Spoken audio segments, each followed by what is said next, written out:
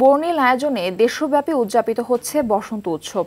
নিবিড় অন্তরতর বসন্ত এলো প্রাণে, তবুও প্রতীক্ষায় প্রহর হয় না শেষ। বসন্তের শয্যায় মিশে প্রয়ণের রেশ।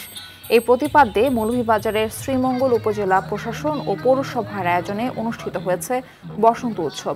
এই উৎসবকে ঘিরে রং খেলা, নাচ, গান ও ধামাইল পরিবেশন করা হয়। বসন্ত বরণে যশোরে ছিল নানা আয়োজন। রীতিরাজ বসন্তকে বরণ করতে বাসন্তী রং শাড়ি পরে উৎসবে মেতে ওঠে তরুণ তরুণীরা। প্রতি বছরের মতো এবারও নেত্রকোনায় হয়েছে ২৮তম বসন্তকালীন সাহিত্য উৎসব। এর দিনব্যাপী অনুষ্ঠানে ছিল বসন্ত বরণ, শিশুদের চিত্রাঙ্কন প্রতিযোগিতা, স্বরচিত কবিতা পাঠ ও আলোচনা সহ নানা আয়োজন।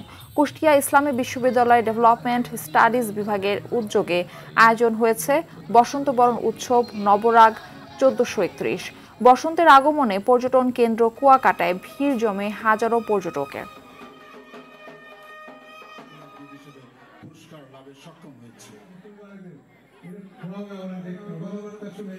আমি মনে করি এটাই